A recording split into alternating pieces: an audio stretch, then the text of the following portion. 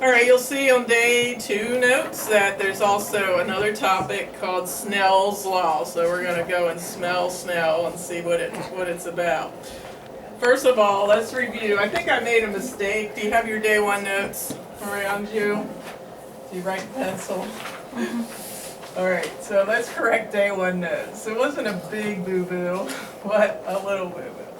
All right, I'm going to teach you the law of reflection. I taught you that by video. Can you find that? On the way it was stated is fine. Could you read it?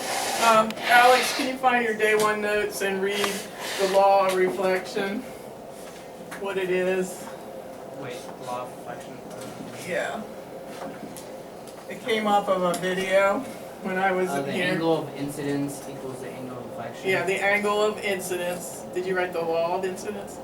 No, light beam of particle, image formed by extrapolating rays. No. You read the right one. It just sounded a little off. It should say law of reflection is the angle of incidence equals the angle of reflection. Do you see that on your paper? Yes. Okay. All right. So that's it. The thing that I think I did. So did I say this angle here equals this angle here? Is that what I said in the video? All No. right. I don't remember. You said that the angle. You said that this angle would equal to the angle down here. Like, oh yeah, I guess it's just turned. Yes, Oh, you it's said that. turned? Okay. Yeah, Let me it see. kind of did it like Let me see. with the foot. I think it was like this. Yeah, but when I taught Like that this. up here, what did I say? Oh yes. Okay, this. All right, is that right? What I said this equals that. Okay, here's the. Oops. Is it all right? Yeah, you're All right. right. The thing I did incorrectly is labeling where the angle of incidence is. So that would mess us up in lab. That what I said was equal is truly equal, but they're not the angle of incidence. The angle of incidence is you have to draw a perpendicular line right where the light beam is going to hit the surface of the reflective material. And the angle is between that perpendicular line and the light beam. So that is the angle of incidence. So could you change it to reflect that information? So this is angle of incidence. Now the 2 angles I indicated were equal as well, but they were not the angle of incidence. This is the angle of incidence and this is the angle of reflection. So could you correct that?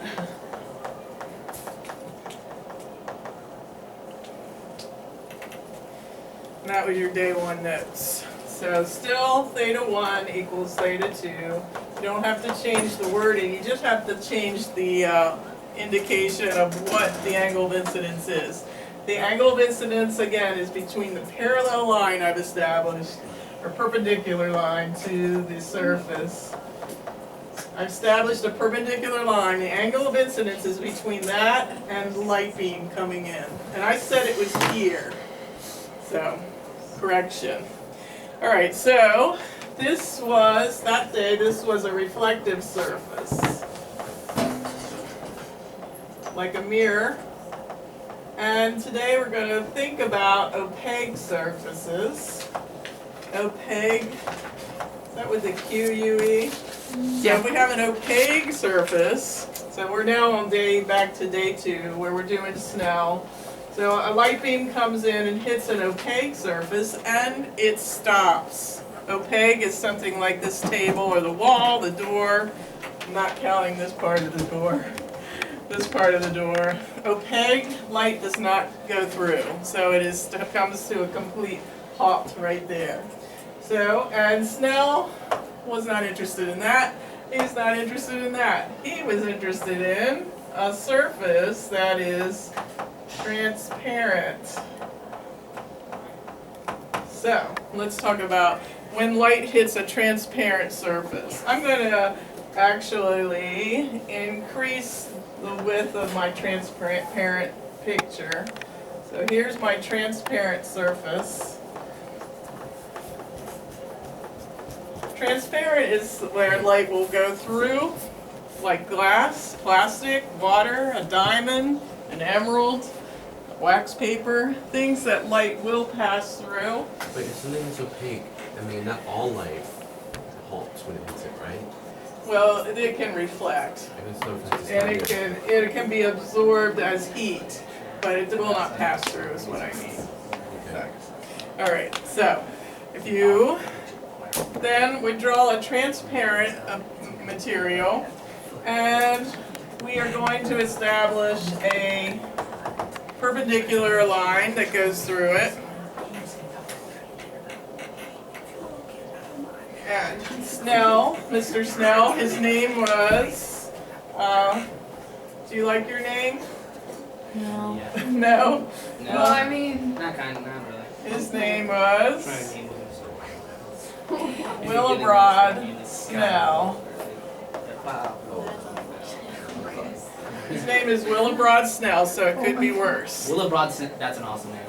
Maybe my Willebrod is a Willebrod. Dutch name, so I'm sure there it's a fine name. All right, Willebrod Snell, he was interested in the transparent materials and that light will pass through.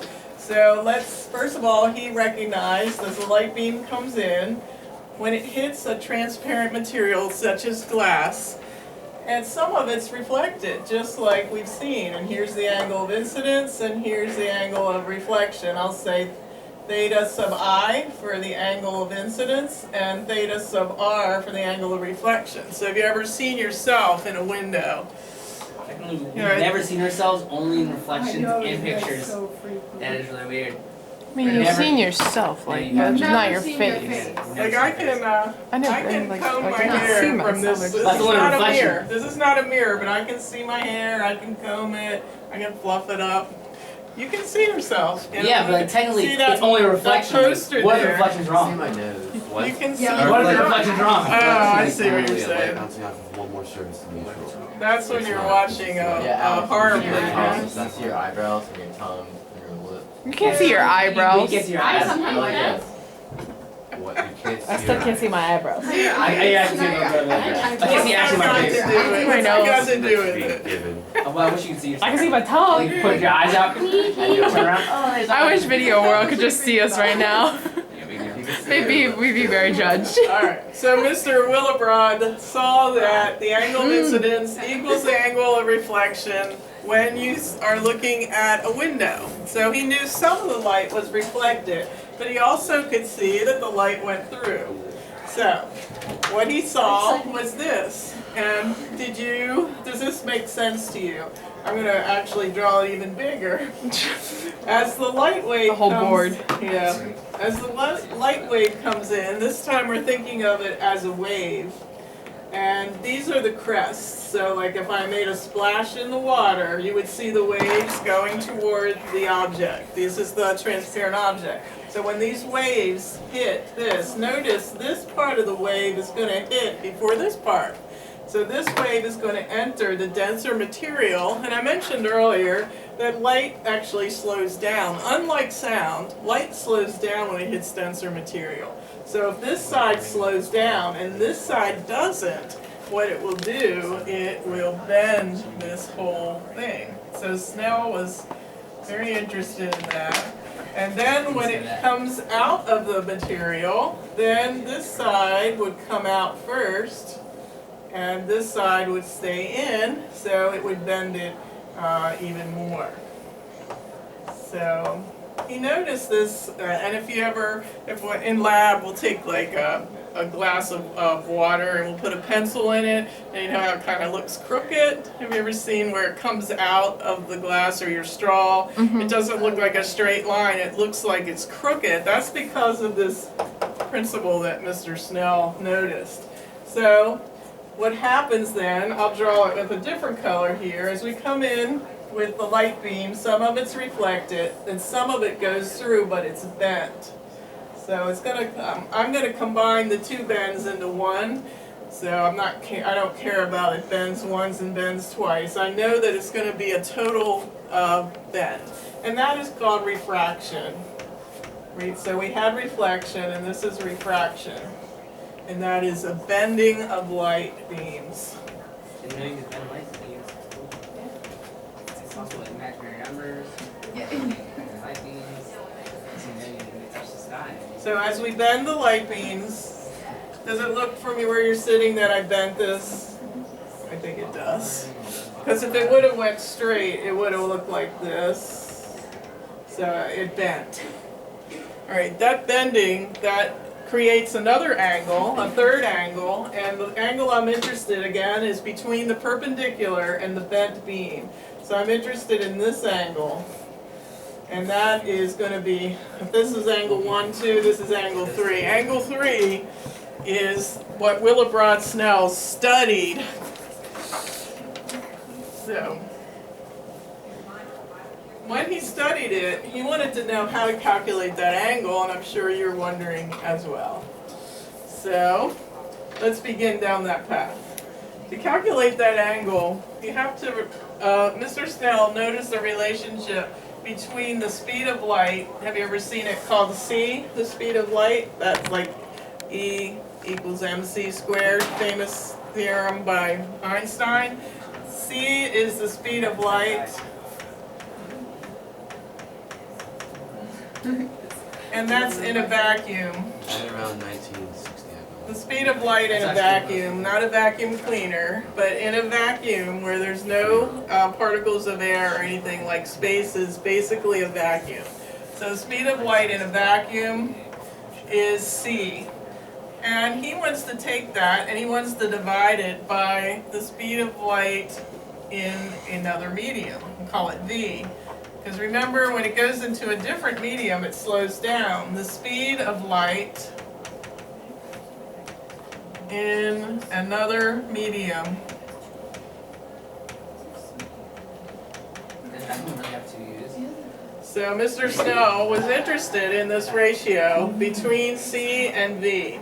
So mathematicians, will this be greater than 1 or less than 1 all of the time? Because the speed of light in a vacuum, it's going to slow down in the speed of light in another medium. So, Zach, how will this be greater than 1 or less than 1? Greater. It will be greater than 1 because this number is larger than this number because it slows down. So the speed is slower. So you have a large number divided by a small number, which is greater than 1.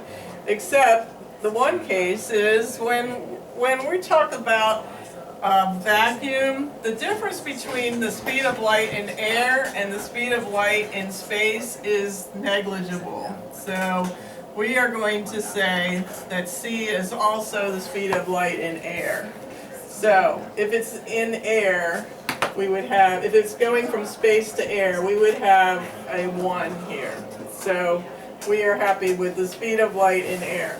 He gave this a name, he called it a constant n, and it's called the Index of Refraction, and it's going to show up in our formula. Every single substance has been rated with its own n. So glass, somebody calculated the speed of light in air divided by the speed of light in glass. Somebody calculated the speed of light of air divided by the speed of light in water. So water has its own n. Plastic, wax paper, anything that light will pass through has its own n, because these numbers different for every substance. This number is the same, but this number is different. All right, so here is what Mr. Snell, again, his whole idea is try to figure out these angles. What was the angle of refraction? And he noticed, say that a substance is going from medium, say light is passing from medium 1 to medium 2, like it's going from air to glass. He noticed this relationship, m1 times the sine of theta 1 equals n2 times the sine of theta 2, and that is Snell's law. Snell's law, and all we have to do today is use it. Snell's law, write it down, and I'll set it up a problem for you. Can I end the video here? Sure. Oh, okay, wait, hold on. Here's Snell's law. Yeah. Oh, I forgot to show you. There you Okay. go. All right, bye. We'll be back.